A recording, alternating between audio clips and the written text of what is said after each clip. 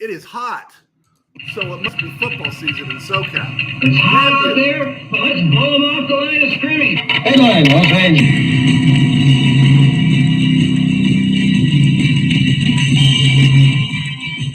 Live from RamCave, I'm Joe Terosian, and this is RamView, the March 24th, 2025 edition, brought to you by Kistler Law Firm. Injured in an auto accident? Need help? Got questions? Call Kistler Law at 661-206-6990. That's Kistler Law at 661-206-6990. And check out KistlerLawFirm.com. Kistler Law, they've been fighting for you since 92. And by Temple City Auto Repair. Having some auto issues? Get yourself some John and Henry at TempleCityAutoRepair.com. All right, got a bunch of stuff to talk about. Rams receiver apparently gets caught with his hand in the cookie jar, but not necessarily. How much money do the Rams have left over? What other moves are they going to make in the the second half of the free agent season? And of course, we've got mock drafts. And our own Dan O participates with us here at RamView. Dan O has submitted to me because he sent it to my email. He sent us a mock draft that actually looks pretty good, and we're going to break it down a little bit. And then, of course, there's all kinds of Aaron Rodgers stuff still. And, of course, also those rumors about Christian McCaffrey possibly going to the Chiefs. I think it's marvelous, marvelous. But one thing that has been kind of coming up a lot lately has been, Matthew Stafford's 37. Matthew Stafford's 37. Oh, by the way, did you know Matthew Stafford was 37? Rich Gannon, John Elway, Tom Brady, Johnny Unitas, I think Plunkett was 36. I think Tarkington appeared in a Super Bowl when he was 37. He was close to it or late. Yeah, about 36. So those guys made it to Super Bowls in an era when quarterback wasn't near as protected as they are today. Maybe not so much Brady, but even Gannon and Elway. I have never once, and I know one hit can change everything, and we've seen Stafford take some hits. But when you watch Stafford play, does it ever enter your head in a pejorative fashion? And what I mean by pejorative, in a negative way, does it ever enter your head, oh man, see, he's 37, wow. No, I don't think so. I think the only time we start thinking he's 37 is when he avoids the rush like he did in that Thursday night game against the Vikings, moves to his left, slides back and throws right with the sidearm, and you're going, dang, that dude's 37. And then you get to start thinking, not that he's 37 years old, you're thinking what an absolute crime it was that he had to spend, 13 years in Detroit?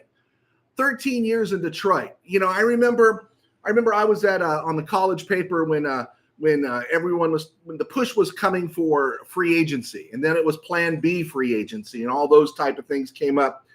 And I always, I was indifferent on it.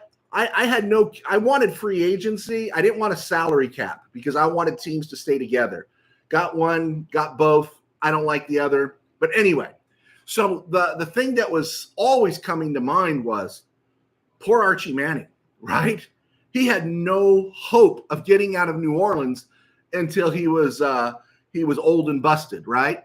Until he was like, who was it in Animal Farm? Was it Benjamin and Boxer that did all the work? And then the pigs sent Boxer to the glue factory, right? They praised him. And then in the end, they just sent him out for some glue, right?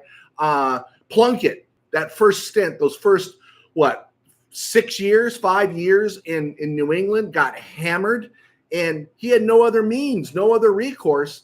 And when the Patriots thought he was done, when Steve Grogan showed a live arm and a little more mobility, and Plunkett was battered into the turf, then they moved off Plunkett. And, of course, they got a gold mine with 3 number ones from the 49ers. I love that trade for the 49ers. So you look at Stafford, and it's like he's 37. But I don't think of him being 37. What I think is what an incredible waste that he was in Detroit. That's where someone should step in and say, you know what? After 8 years, I don't care where his contract is at. You guys suck so bad in Detroit. We're just going to pull him. And we'll auction him off as a free agent for charity to some other franchise. Just preposterous what he went through. But age is not a thing. Now, again, one hit can change everything. Young was playing pretty well late into his career. And then I think he got, kicked in the back of the head by Aeneas Williams of the Cardinals in a Sunday night or Monday night game. And that was pretty much it for him. But as it stands, I'm not concerned about Stafford's age. Not at all. In fact, I think the fact that he's not only in great shape, he hardly looks like Ben Roethlisberger, but I think not only the fact he's in great shape, his mind, he's just seen everything. And he's got an arm still where, if you remember at the end, Peyton Manning didn't have much of an arm. And he might have had an arm the equivalent of Steve Walsh at the end of his career. But you just loved how Peyton Manning manipulated that offensive line, that scrimmage line, sent players here, sent players there, moved ancient Brandon Stokely in at the slot, then hits him in the back of the end zone for the Broncos. It's impressive to see. So I'm not caught up in the age thing. If you're caught up in the age thing, let me know. Speaking of quarterbacks, curious to see what the Rams will do in terms of a camp arm, right? We need to replace Dresser Wynn, right? No one's talked about Dresser Wynn, but Dresser Wynn the last couple of years has been that camp arm.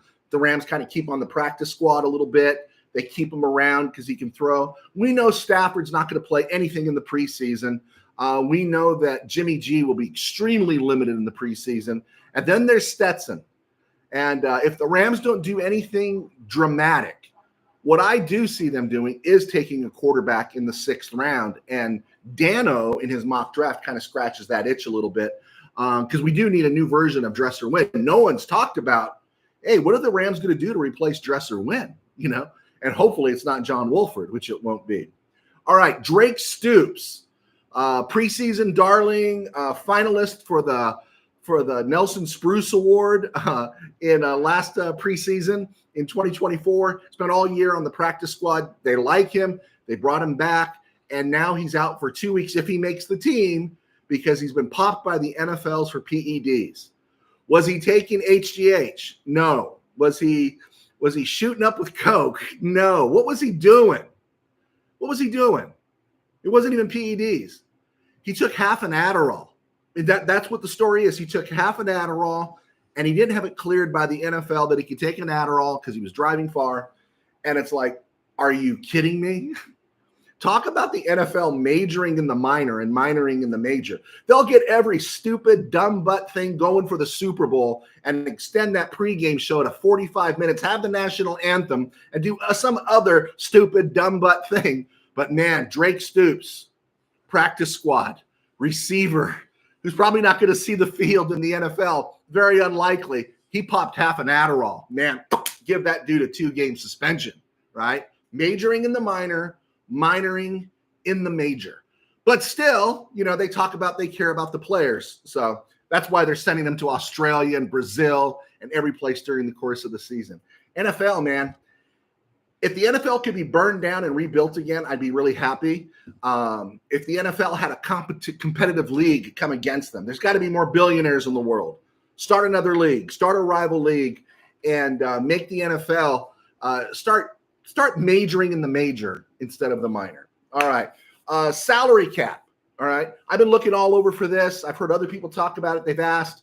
I don't know exactly what the salary cap is. If you go to one site, basically Spot Track and Over the Cap. Over the Cap's considered a little more Bible. Spot Track gives you an idea. But one has the Rams at 30 rocks. Another one has the Rams at around 21 or 22 rocks. And I think what they're doing, don't hold me to this. If you got a better answer, let me know. I think what they're doing is one site is factoring in Cooper Kupp's money, the 7.5 or so that we're saving on Kupp being released.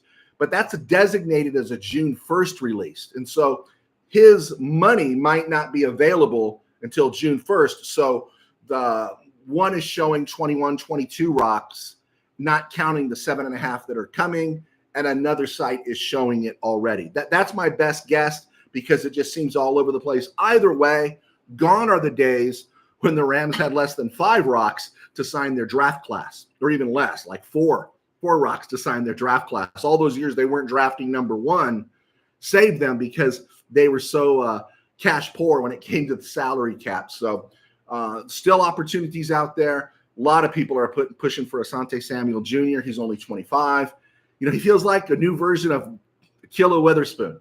If the Rams don't hit a home run or do something in the draft, if Emmanuel Forbes isn't who I think he should be, and Asante Samuel's there in August, dude, give the dude a call and pay cutthroat, dirt cheap prices. All right, there we go. Let's see what else we got here around the NFL and other places. So let's hold off on that. And let's see what the questions are. Tim Burns, rest in peace, George Foreman, entertaining fighter. Yeah, I was a Joe Frazier fan. And, Joe Frazier beat Ali, right? Then there was the Thrilla in Manila. There was the one in between, Super Fights 2 and 3 and all that. But the guy that owned Joe Frazier was George Foreman. I mean, and I liked George Foreman a little bit. I liked him better when he came back. And I loved it when they were questioning what his training methods were going to be. And, he's 50 years old or 48 years old. And they're saying, what are you going to do for training at your age? He goes, I'm going to eat cheeseburgers and pizza. And I'm going to start a diet on this, on more cheeseburgers. I thought it was hilarious. That was a dude that knew how to laugh at himself and have a good time. So, yeah, that was kind of sad to read about George Foreman. Michael Negretti, down goes Frazier. Yeah, you're rubbing it in, man. I was a Joe Frazier fan. Tim Burns, I can't believe after getting drilled for a decade in Detroit that Stafford can still finish his sentences. The man has proven he is a beast. Age doesn't matter as much anymore at quarterback. For the most part, they are protected, but yeah, he took a beating there. But I like about him is that, look at him.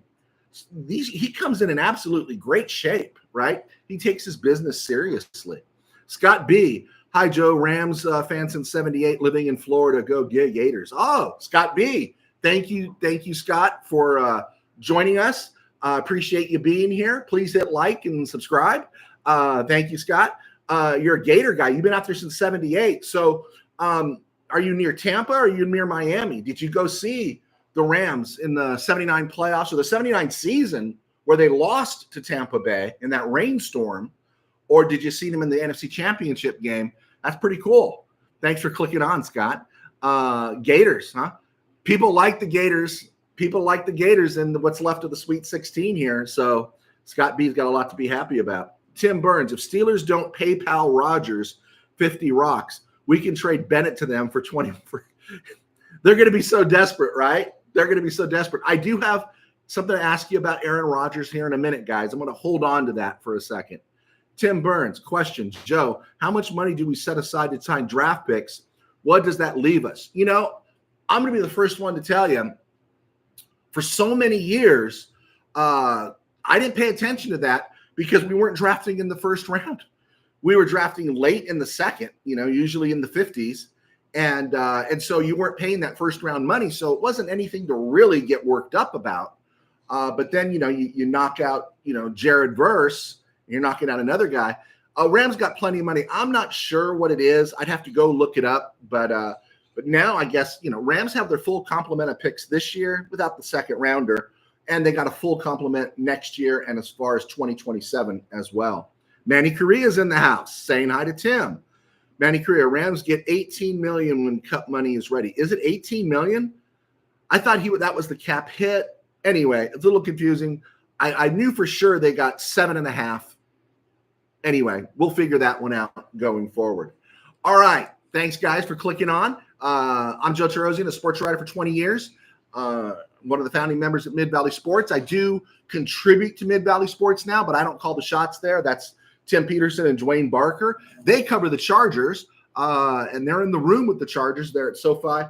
Thanks to our sponsors at Kistler Law, get to cover the Rams right here in the RamCave. So thank you for clicking on. Please, we have a really weak, faint footprint on Spotify. Check out our Spotify, which is the audio version of this from the RamCave on Spotify. We could use the followers. I think we got a good interaction here. I'd love to pick up our Spotify traction a little bit. I also write books. My books are on Amazon. I've written 3 football novels. 2 of them are high school football novels, Tangent Dreams and Temple City and the Company of the Ages. Received really well, did really well. And then my 3rd book was Game Day in the RamCave, and that's a fictional account of a NFC Championship game between the Rams and the Packers. And what a group of friends do to avoid sitting with riffraff, sitting with the wrong kind of people. Please be sure to check those out on Spotify. Someone else said, Doge, what else do you do? Well, this will reveal my day job is I pastor a small church in Burbank. And so I am a Christian minister, a Nazarene minister at Burbank Faith Nazarene. We're right here on YouTube at Burbank Faith Virtual and burbankfaithvirtual.com. Burbank Faith Virtual all across social media. One of my popular books was Sin Virus. Think Walking Dead and Dawn of the Dead coming together with in a Christian story. It's not as long as it looks. It did pretty good. Check it out just for a different thing. Every time you guys buy a book, every time you follow up with Kistler Law, you guys help me because I don't have a PayPal account. I don't have a Patreon. There's no paywall. I do have a PayPal account. I don't have a paywall. There we go. Or a Patreon account. So thank you for the support. All right. Let's look at around the NFL and other places. They come and they go, Hobbs. They come and they go. One of my favorite things when we go to NFL and other places to talk about former Rams, and they always come and they go. They come and they go, Hobbs. They come and they go. How do you guys feel about Nick Scott? He got re-signed by the Panthers. I so appreciate what the Rams got out of Nick Scott in the time he was here. I'm so glad he's in the NFL. I think he's been in the NFL long enough. He's going to get a pension, and he's brought back with the Carolina Panthers. So congratulations to Nick Scott. Chargers have officially signed former Jet tight end Tyler Conklin. I don't think that solves anything. I think it adds something. And if we can find a way as the Rams to get the Chargers to do a hiccup, so Colston Loveland falls to 26, I'm all for it. Let's get some ideas going. I'll pass them on to Stan Kroenke. And then the other thing that broke today, Steeler fan Rob and the great Tim Burns up there in NorCal area were having a conversation that I butted in on this morning. Apparently there's rumors that Christian McCaffrey is on the block for the 49ers and having him go to the Chiefs. Now, that's a real interesting move. Long run, I actually think it helps the 49ers because I don't think they're going anywhere and they get out from under his contract. Short run, it really helps the Rams this year. It makes the 49ers less of a threat, so to speak. As far as the Chiefs, I'm fearful if I was the Chiefs. It feels a little desperate to me. They've already got Isaiah Pacheco. They've got Kareem Hunt they're bringing back. Now, Mr. Burns made the argument that McCaffrey wouldn't have to have as many touches with the Chiefs and they can keep him fresh longer in the season. Either way, I'd love to see this happen and just get McCaffrey out so we don't have to think about him anymore. And I'm got no problem with the 49ers keeping him because I just don't see Christian McCaffrey staying healthy, right? They got 2 amazing years out of him, and the previous 2 years he couldn't stay healthy. You know how I know he wasn't healthy those previous 2 years in 21 and 20? You know how I knew? Because I had first round picks. I had the first pick overall in 2 fantasy drafts, and both times I was foolish enough to take Christian McCaffrey number 1 overall. And both times I got jobbed. And then in 2022, somebody else got him, and he was great. 2023, he was great, and then we knew what happened. We said it last year right here. Christian McCaffrey can't have a 3rd consecutive healthy season. And with the mileage he's got, I don't know if he's going to have a healthy season this year, especially with a Frisco offensive line that lost John Feliciano, lost Aaron Banks. Trent Williams is getting older. The guy that replaced him, Jalen Moore, actually signed with Kansas City. So they're rebuilding that offensive line. They're kind of leaning on Colton McKivitz at right tackle. So I hope McCaffrey stays, keeps the 49ers hamstrung with his salary cap issues. So there we go. All right, let's keep moving here. I think some other questions came in. And Tim and Manny, everyone's having a conversation on my board. I should start a social media platform. Scott B. saw the Rams beat the Bucks at the old Sombrero. Corral put up the points. How awesome. How awesome. That is really cool. That is great. So you saw the NFC Championship game, 9-0. Man, I was dying that day. Until the Rams got that 3rd field goal, I was dying. I think did Jimmy Giles have a score they called back on a motion penalty or something? I just remembered it because it just seemed like, as Ram fans, we had PTSD. the football gods couldn't be good enough to let us win in Dallas the week before and then go into Tampa Bay. It's always something would happen, right? Something always happened to the Rams. And that was the day it didn't happen, and they won 9-0. Of course, that defense had something to do with it. Thanks, Scott. That was a good story. Bill, I hope the Rams bring in legitimate competition to go against Bennett. Yeah, and this is where I think in the 6th round, with 4 6th-round picks, the Rams could take a flyer on a quarterback. And I think while the draft isn't really big on first-round talent, I think the draft has a lot of guys that could, make NFL rosters and maybe be potential backups. And maybe there's that one loophole guy that fits through there that becomes a starter. But yeah, I think so. They do need it. Bennett's going to be 28 this season. He's going to be 28 by October or November. Tim Burns, given the player movement, who are the winners of the NFC division? So you want me to go into that now, man? You want me to go into that now? Can I save it for the other side? All right. Let me ask this question first, and then I'll get to it. Far be it from me to defend Aaron Rodgers. But do you remember Aaron Rodgers' draft day in 2005? This was when the first 3 rounds were all on the first day on Saturday, and then Sunday was 4, 5, and 6, and 7, I think. And he used to clear everything out. This is why I got the RamCave, because I would basically throw my family out of the house, and I'm watching the draft all stinking day. And so my wife said, "Here, go build the RamCave." But I remember that day. Alex Smith goes first. Now, Alex Smith had a nice career. He was derailed by bad Frisco management at that point. New head coaches, new offensive coordinators. Harbaugh comes in. His career gets on track, and you respect the career that Alex Smith had. However, Alex Smith is not Aaron Rodgers. Alex Smith goes first overall, and Aaron Rodgers falls all the way to 24. And you remember seeing him sit there in that green room, right? And so the suggestion came, and I like to say it was my suggestion, but I'm going to say my brother actually made this thought to me. He said, "Do you think this is Aaron Rodgers' way by not choosing where he's going to go? It's his little payback to all the NFL teams. It's like, no, you made me wait. Now I'm going to make you wait every chance I got." Maybe not the best business decision, but it sounds so spiteful. I can't help but love it. I think it's great. Spite runs strong in my family, and I would be that way. I would. It's like, "Oh, you didn't want me? Oh," and I would hold on to it forever. Love keeps no record of wrongs. I agree. But spite holds on to everything. There you go.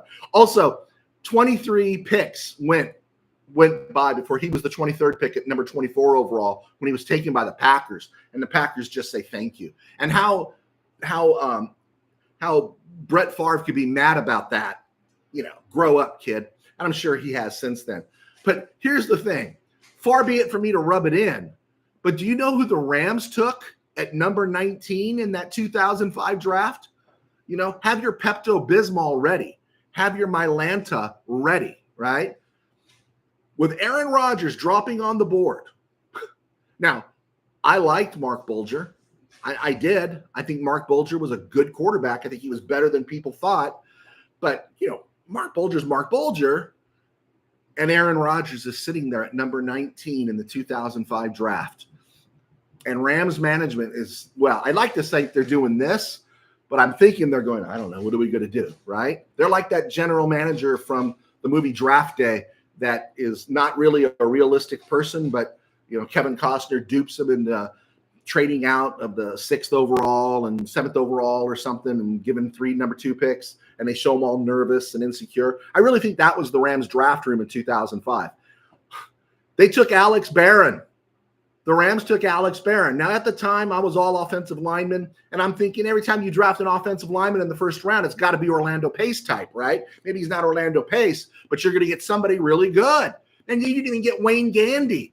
You didn't even get Wayne Gandy and Alex Barron, and you let a Hall of Fame quarterback slip by. I do have to say this, though. If Aaron Rodgers had gone to the Rams in 2005, ultimately, they would have blown everything up to bring somebody in to be the proper head coach for him, right? But if he had had success, I don't know if the Rams would have come back to LA in 2016. Something to think about. Or Georgia would have biffed it so bad And John Shaw and all those guys would have biffed it so bad that Aaron Rodgers, after his contract, would have just left as a free agent and still wind up winning a Super Bowl somewhere. So something to think about there. When you see a player drop, who are you drafting instead? That one always makes me a little ill, is that they drafted. I don't care if it was Aaron Rodgers they passed up on. Anytime you take Alex Barron, number 19 overall, you should feel a little bit ill, right? Okay, I got that out of my system there. Okay, let's see here. Scott B., what do you think the Rams see in Bennett to keep him around this long? I think they liked him, played with Georgia, 2 national champions, efficient quarterback. Maybe he was going to be their Brock Purdy, maybe be a bridge because they didn't know. You got to remember, coming out of 2022, Stafford got whacked, right? The 2022 offensive line chainsaw massacre occurred, and Stafford missed the back half of the season. And at that time, what is he, 35, 34, going on 35? And no one was quite sure, okay, how much more do we got of this guy? And maybe Stetson Bennett gave them the feeling that Brock Purdy gave the 49ers. A little steady guy, can hold the ship down, be a nice bridge. And then, of course, no one knows what happened to Stetson Bennett in 23. I think some people are speculating it was an alcohol issue. Rams stuck by him. He got back in 2024. But he's pushing 28 this year. He hasn't seen the field yet. Right now, we don't want him to see the field, but at 28, he should be saying, release me, assign me to the UFL. If I can be assigned to the UFL, I got to get some playing time in because his biological clock is ticking. He's getting a little too old, and he hasn't thrown a pass in the NFL. So I think the Rams are a good organization. I think they stuck by him. I wouldn't be surprised if he is moved before camp breaks at the end of August. I wouldn't be surprised if somebody takes a flyer. The Rams released him by mutual agreement. Stetson Bennett's released, but he really right now, I know it's too late. He should be on a UFL roster getting reps. He really should be, and he's not. Let's see. Tim Burns. I hate the 49ers, but Alex Smith was jobbed. He was their franchise quarterback, and they blew it. I was mad for Alex. Yeah, I think Alex was really good. That first round, that first year and a half with Colin Kaepernick. Now, let's take the politics and the slavery and all his progressive ideas, and let's toss them to the side. No one knew how to defend him initially. Had a big arm, right? And it wasn't until the back half of the second season that everyone started figuring out he was a read and run guy. He wasn't getting any better, and he lost his job to Blaine Gabbert. He didn't lose his job because he wasn't kneeling. He was kneeling. Before that, he lost his job to Blaine Gabbert. And officially, he opted out of his contract after the 2016 season. The 49ers didn't release him. Maybe they might have. But with all that set aside, he was kind of like a meteor that season in, was it 2012? And I understood. He rode the hot hand. I like Alex Smith, and he proved that he could play in this league. He played really well for the Chiefs. And he played well for the Taxkins. I think they were the Redskins still, but I feel bad for. Kaepernick was that meteor. I think they had to stick with him. Let's see, Manny Correa, Tim Burns talking on my time. That's great. Scott B. I would not mind seeing using the draft capital to move up and get Warren tight end from Penn State, get an OT and a cornerback later, or trade back and pick up picks for the 26th draft. Yeah, I think you're kind of echoing what a lot of people are thinking. I know a lot of us are in love with the idea of trading back. I'm always wanting to see more draft picks in the year it is, but the idea that they say the 2026 draft is going to be better, that, Rams don't need a whole lot of personnel coming in this year. They just need certain depth spots. Cornerback room looks like it looked last year. They need to draft somebody. Then we got to see if Emmanuel Forbes could play. You need to always draft an offensive lineman. Rams need another tackle, someone who can play right tackle, actually left tackle too, because we know Warren McClendon is not a left tackle. He's a right tackle, and the only other left tackle is A.J. McCurry, and I don't know where they haven't re-signed Connor McDermott yet. So they need to draft a tackle either way. And so the tight end thing, we've had a conversation about, do you move up for a tight end? How much would it cost? I have not seen Tyler Warren in any mock draft fall beyond 14. The farthest back he drops is 14 to the Colts. I've seen him go inside the top 10, but I've never seen him any further back. Colston Loveland, I've seen him move up in different spots to the Seahawks, to the Bengals, but I haven't seen him get past the Chargers at number 22. In fact, every mock draft you see most of the time has Harbaugh reuniting with his college tight end, number 20 at number 22. So the good news here is the Rams can draft the best player available, right? Draft the best player available and just add some more depth, right? Add some more depth, and so that'll be good. Tim Burns lost to a guy named Blaine. Yeah, there you go. Talking about Colin. Manny Correa, no trading up for a tight end. Class is deep. The class is deep. The class is deep. Warren and Loveland feel special, but I know what you're saying there, Manny. I know what you're saying. All right, let's keep trucking along here. Looking at the Rams' schedule this year. Home games, Seahawks, 49ers, Cardinals, Saints, Buccaneers, Lions, Texans, and Colts. Away games, Seahawks, 49ers, Cardinals. Then you got the Panthers, Falcons, Eagles, Jaguars, Titans, and Ravens. Now, what I did on my board here is I put blue for victory, red for loss. And really, it's I'm not ready to say the Rams are going to go to a certain record yet this year because we just don't know how the summer's going to play out. We don't know how everything's going to look coming out of preseason and everything. But when I look at the schedule, I see a tough schedule, but I see games the Rams can win. The 6 games against their division rivals, I can see the Rams easily going 6-0, right?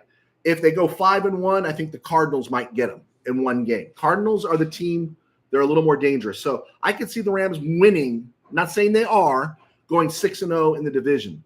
As far as home games, I could see them beating the Saints. I think the Buccaneers are tough, but I could see them beating the Buccaneers. Lions are going to be tough, but I could see them beating the Lions. We've been close the last 2 seasons in Detroit to beating the Lions. And then the Texans going to have some offensive line issues, and the Rams are a team that can bring the heat. The Rams are a team that can bring the heat. You've got 4 guys, Kobe Turner, Braden Fisk up the gut, and you've got Byron Young and Jared Verse off the edge, and then whoever they add for that rotational spot, unless Nick Hampton or Brennan Carnage Jackson develops, that's going to be tough for the Texans to deal with. Colts, Anthony Richardson, or Daniel Jones. I think the Rams are going to be okay playing the Colts. So I see all those games as wins at home. On the road, I see the Rams beating the Panthers. I see the Rams having maybe some trouble, but beating the Falcons. I see them beating the Jaguars. People are talking a lot of stuff about the Titans. The Titans under Vrabel always gave the Rams fits, but they're not under Vrabel anymore. And they're going to have a rookie quarterback. So I like the Rams in that one. The only 2 games, because they're away and we don't know what time of year they're going to be played, that I'm a little bit concerned for the Rams are the Eagles, again, in Philly, and the Ravens in Baltimore. The Ravens, if the Rams catch them early, Ravens are going to look great because it's every September through late October, everyone's talking about the Ravens. Oh, they're a Super Bowl team. And then December and January come and we see what the Ravens are. But early on, they're really good. Later in the year, it's going to be cold. So when do the Rams play that game? And if Rams and Ravens are both marquee teams, which everyone thinks they are, top 10, top 5 teams, is that going to be a Thursday night game? Is that going to be a Sunday night game? And Baltimore can get cold. The Rams perform well in the cold. We saw that last year against the Eagles. And then the Rams are playing the Eagles on the road. And we don't know what time of year that's going to be. I think personally the Eagles could be cruising for a bruising. Post-Super Bowl letdown, losing some guys along the offensive line, losing some defensive players. I think they could have some setbacks. And I don't think Jalen Hurts is a great passer. I don't. And if that offensive line was good last year, the Rams registered 7 sacks. I don't think it's going to be as good this year. And so, but the game's in Philly. So out of the 15 games, 17 games the Rams are playing, I can see them winning 15 of them. I'm not saying they're going 15-2, but what I am saying is I could see them either winning or doing very well in almost all these games. That's how good the Rams are this year going forward. So there we go. All right, let's see if another question popped in. No, not yet. All right, let's keep rolling. All right, we've looked at the roster. We looked at this. Okay, let's look at the mock draft that Dano sent us. Dano, if you're out there with us later, Dano sent me a mock draft. Let me type in my email there. jtbank1964@yahoo.com. You guys can email me your mock draft, and I'll be happy to talk about it here. Let me tell you something. Your mock drafts don't have to take a back seat to anybody else's mock drafts. I've seen some really stupid mock drafts by people who are supposed to be paid to do this full time. And again, I go back to our overriding mantra on RamView is don't discount what your eyes are seeing because somebody else is saying something different and they get paid to supposedly be an expert. As someone who sat in a press box, I know people in a press box, they're lazy.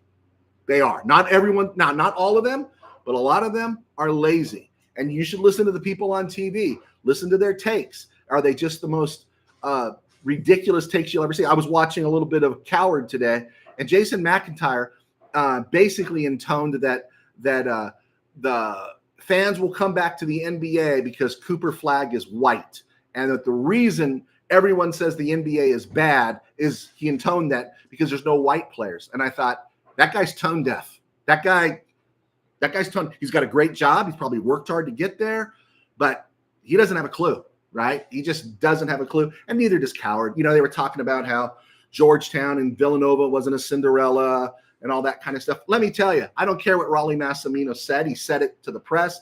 He's not going to tell his team he's an underdog, and he supposedly told that to Coward, and Coward was trying to argue that there's never been a Cinderella. Villanova winning that title in '85, that was a Cinderella story. Now, maybe it wasn't Cinderella, way coming from the depths, but it was a Cinderella story. Saying Cinderella doesn't happen is ridiculous. How about Butler going to back-to-back finals, right? Anyway, I digress because I want you to know that your mock drafts have value and your thoughts have value as well. There, I had my Dr. Phil moment. All right, Dano sent us this mock draft, and I did have a question for him, and I didn't get a chance to go back to my email and see if he answered me. But at number 26 in his mock draft, and every once in a while something amazing happens in those mock drafts, Colston Loveland was there for the Rams at number 26. Now, my question to Dano, and if Dano, you're out there, please drop the name in there. I wanted to know who the Chargers took at number 22 because I haven't seen the Chargers let Colston Loveland pass them in any mock draft. In fact, every mock draft I see, 90% of them have Colston Loveland going to the Chargers at 22. But if Colston Loveland, when you're running your mock draft, is there at 26, that is an amazing drop. And if Loveland is there, you grab him. So Dano grabbed him. Now, my response also a little bit to our friend in Florida there, Scott, is I generally, if a tight end falls to me, I'm down.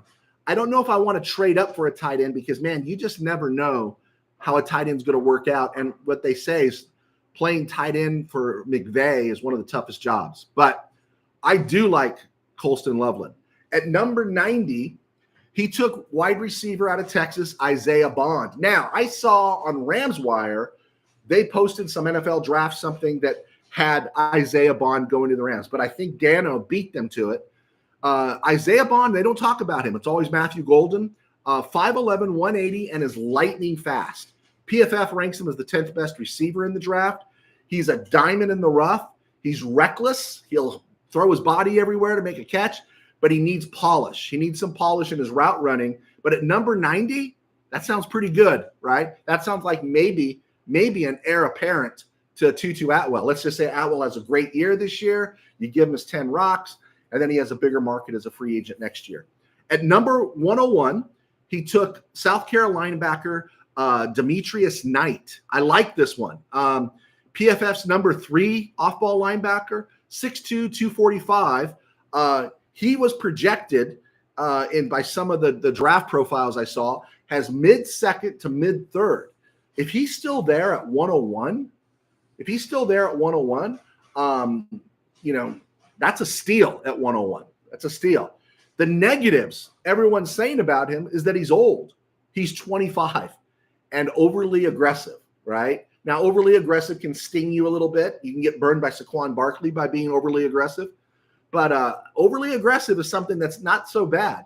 And he's 25 because, everyone's 25 coming out of college this year. He turns 26 next January. But I liked that pick. That one really intrigued me because he wasn't on my radar. At number 127, Dano took Dorian Strong. Rams have interviewed him, cornerback, Virginia Tech, 6'1", 185. He was originally projected in the 5th round. He's climbed into the late 3rd. He's competitive, long arms, and profiles as a zone corner. Sounds like somebody who can play for the Rams. At number 190, Tyler Barron, edge, Miami, 6'5", 260. He's a 2nd-round projection that's been dropped to the 5th now in his projection. His issue is he's got all the measurables, but they're saying he's not a killer. And that's my only question there, is that I don't want a Terrell Lewis repeat. Now, I know Terrell Lewis had a bad knee, but I don't know if you ever saw Terrell Lewis.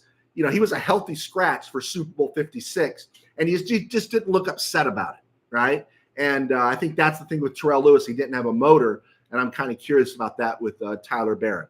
At number 125, Jalen Rivers, offensive tackle, 6'5", 325, University of Miami. Likely a guard in the NFL. He can play tackle and guard. His stock has risen because he can play both positions. Nothing spectacular, but a grinder, maybe a great depth piece. I like the size. And then I thought this one was interesting. At number 201, JJ Piguez. Is that how it is? Defensive line, Ole Miss. He's kind of a utility knife, played all along the front there. 6'2", 325. I'll dance with that. Good athlete, former tight end. He's barely learning how to play defense, right? I'd be really happy with this pick. And I thought it was funny that Lance Zierlein was on the Insiders as I was warming up the show. I looked to my left and I saw this kid, Pegwes. They're showing highlights of him. And Lance Zierlein, the draft guru, was talking about him. If he's there in the 6th round at 201, what a steal that would be for the Rams. And he has the potential to play fullback, which would make Willie Bowen the happiest Ram fan on the planet, right? That would be great. And then at 202, I wasn't sad about this. I'm not a fan, but at 202 had the Rams taking Syracuse quarterback Kyle McCord. If they take him in the 6th round, the price is right. I don't want to see him any higher. They say that the draft sheet on him said Baker Mayfield mentality without a Baker Mayfield arm. All right, sounds like a career backup there. If he's somebody that can challenge Stetson Bennett a little bit, he's a little bit bigger, then I'll dance with that. I thought Dano did a really good draft here. Really interesting. Colston Loveland and Dorian Strong have already been interviewed by the Rams. The thing that's contingent on this, though, I thought Isaiah Bond was a creative choice. Demetrius Knight was an out-of-the-box, really good choice. And I love J.J. Pegwes. But how can we get Colston Loveland to drop to 26? I would take a tight end at number 26 if I didn't have to move up for him, right? How do you do that? Somebody work that alchemy out and let me know, and we'll go from there. All right, let's see here. Tim Burns. I see a 5-1 division record. Probably losses are Texans, Lions, Ravens, and Eagles. My updated guess is 12-5, low record, 14-3 ceiling. We usually nail this thing. We have the last couple of years, Mr. Burns. We have nailed this thing. I don't know about the Texans, though. Texans don't scare me. I guess I just want to see that offensive line. That was a big move. I think Laramie Tunsil is better than Cam Robinson, and they moved off Tunsil to get some more draft picks. So it makes me wonder what they're going to do. But they've had trouble all along that line. The last thing I expected was for the Texans to move off Laramie Tunsil when they got offensive line issues. It's kind of like you saw what happened to the Chiefs in the postseason in the Super Bowl, and it's like the one guy you can afford to move off of is Joe Thuney, and they moved off Joe Thuney. And just those things kind of surprised me a little bit there. I like the Rams against the Texans at home. I think we're due to get the Lions. I think we're getting the Lions at home. We've been basically a one-possession game against them the last 2 times we played, and now we're getting them at home. And I don't think home field for the Rams is as much of an advantage as getting the Lions out from Ford Field. And then, of course, new coordinators, some changes going on there. So I like the Rams there. Ravens and Eagles, yeah, those are 2 games that I'm like sus about.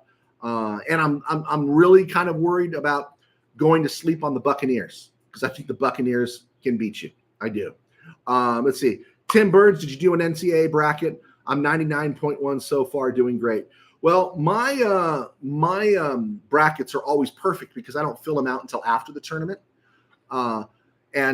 Just, you're talking tournament here. God bless Derek Quinn, but kid walked. Right? It's like there are rules here, right? There are rules. Is that what the Big Lebowski and the Big Lebowski, is that what John Goodman said? Aren't there any rules here? The kid picked up that ball and looked like Marcus Allen running with the Knight on that Maryland hit over Colorado State. It was a good shot, but just to hear everyone, KBM, everyone from Coward to everybody else say, "Oh, you're not going to call that. You're going to ruin the fun," and all. This is why the NBA sucks. This is why college basketball is kind of going downhill a little bit. Make the frickin' call. Boom. There you go. The kid walked. That's it. That's all I got to say. Tim Burns. Joe, explain Loveland. Top stats, 649 yards in the season, 56 receptions, 5 TDs. Is he the Orlando Pace blocker at tight end? His stats are pedestrian. I just don't see it. Well, let's remember also they didn't have a quarterback this last year, right? Tim Burns, I was on the short list to get a phone call to go to the University of Michigan and play quarterback, right? I got a 60-yard touchdown pass on my resume as a kid. And I'm sure, they were thinking, we should bring Joe out because we just don't have a quarterback there. And also in that year that they won the national championship, let's remember how they were running that ball in Michigan. Remember the Michigan Penn State game? And was it in Happy Valley? I think it was in Happy Valley where they didn't throw a pass in the second half. So I think it's his measurables and what you see in Loveland. I'm not saying he's an absolute, but if Homeboy's there at 26, don't you roll the dice? Not saying I'd trade up, but I think I'd roll the dice if Jackson Dart wasn't there. Brian B., thank you for clicking on, Brian. Let's see. Hopefully we play the Eagles opening day in Philly when there's no snow. Go Rams. Yeah, I hope so too. Get those Eastern trips. Baltimore, even if Baltimore is going to be better in September, October, and everyone's got all that Super Bowl hype around them, better to play those teams in September and October than December, right? Late November. Totally agree with you on that. But man, we talk about snow. 14 yards. 14 yards in the snow on the road against the eventual Super Bowl champs. And Bo Limmer looks left, takes his eyes off the right, and Jalen Carter comes through. That's how close it was. Right there. Hurts to even think about it. All right, we're at the 47-minute mark, guys. I like to go about 50. Let me get to this day in Rams history. It was a stone groove, my man. Okay, March 24th, 2003. Rams trade a third-round pick in 2003 and a second-round pick in 2006 to the Saints for Kyle Turley, right tackle. Remember, Turley was the guy that threw his helmet. It seemed like such a big deal when it happened back in New Orleans, but everyone's kind of forgotten it now. But Turley plays one season for the Rams in 2003 and all 16 games. But he herniates a disc, and it costs him all of 2004. Rams release him. He's out of football in 2005, signs with KC in 2006. It was just another bummer. You think of the guys, the Rams, Jake Long, Kyle Turley. Rams are always trying to bring in someone on the offensive line that was just at the end of the line, and it never worked. On this date in 2011, Rams promoted Josh McDaniels to offensive coordinator, quarterback coach in his little stint there with the Rams. Now, could you imagine Josh McDaniels being the Rams OC with Aaron Rodgers as the Rams quarterback? Oh, wow, that might have been special. But I'm sure Jeff Fisher would have found a way to ruin that. Born on this day, this is going to be a bad name. Don't get mad at me. I don't want to lose listeners here. Born on this day, turning 28 years old today, Former Ram third-round pick out of Oklahoma, Bobby Evans. He is currently out of the NFL. I think he's in the UFL. I think he is. I do not know, but Bobby Evans is 28 today. Now, we're not on the air tomorrow, so March 25th. I do want to mention March 25th.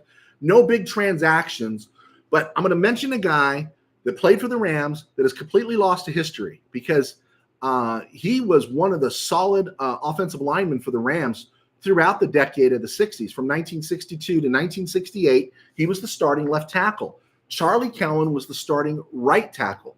He appeared in 97 games, started 70. His name was Joe Corolla. He wore number 63 out of Notre Dame. The Rams drafted him second round, 16th overall in the 1962 draft. Now that was before the Common Era draft. That was before the merger draft. So 16th, second round.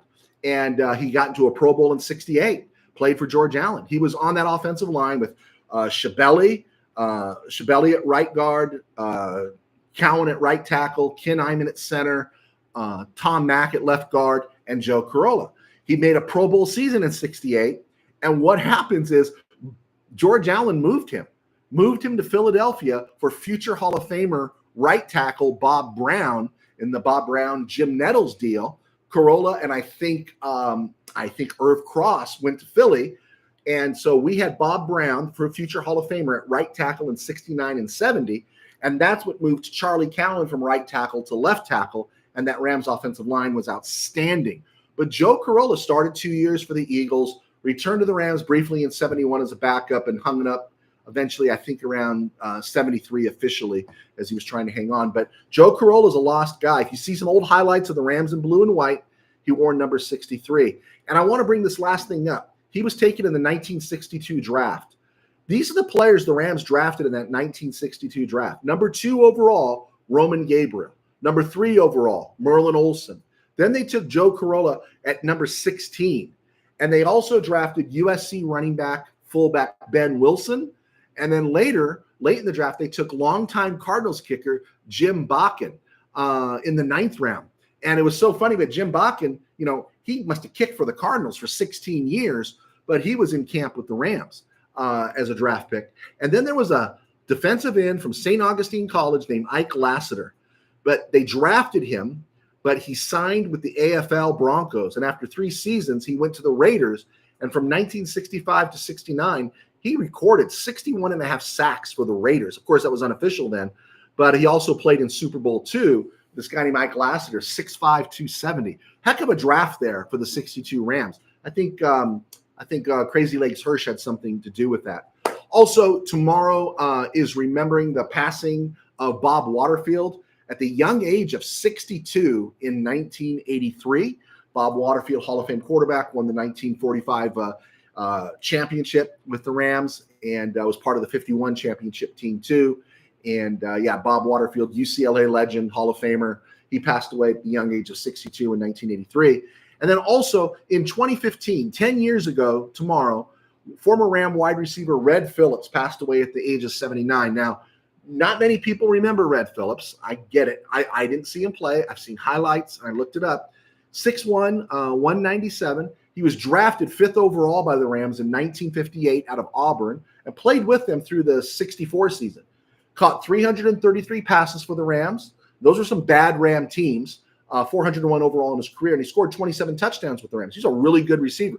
Went over 1,000 yards, I think, in 62. Here's an interesting thing about Red Phillips. No one remembers Red Phillips, but in December of 64, he was sent to the Vikings. This was after the season was over, and they always held the 65 draft during the 64 calendar year, and they sent Red Phillips and defensive tackle Gary Larson, who became a key member of the Purple People Eaters for about a decade there in Minnesota, for the rights to a receiver they had taken in the 8th round overall out of Notre Dame in that draft. So he never played for the Vikings, but his rights were sent to the Rams for Red Phillips and Gary Larson. And that receiver's name was Jack Snow. And Jack Snow was almost a perfect fit replacement to who Red Phillips had been. In 11 seasons with the Rams, Snow caught 340 passes. If he had just played 10 seasons, he'd have caught 336. So his numbers mirrored what Red Phillips was. He had a little bit better career catch average at 17.7, and he caught 40 touchdown passes. But I just wanted to share that because that's an interesting piece of Rams history. There you go. We got it. All right. Good. It was a stone groove, my man. All right. We went over 50. What else do we got? Do you have any more questions? We'll keep yakking here.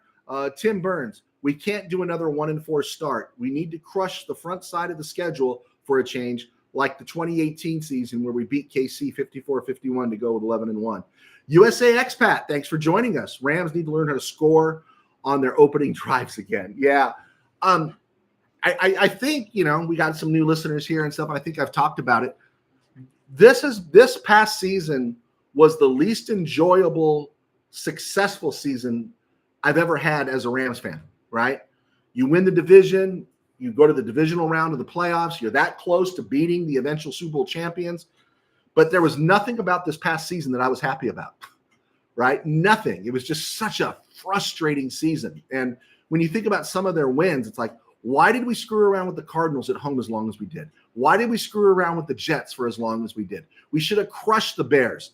All these things. Now, I'll say, hey, great job against the Lions opening week, and they just bullied us in OT. But let's remember, after the Rams were there, Kobe Durant dropped an interception that could have changed everything in that game.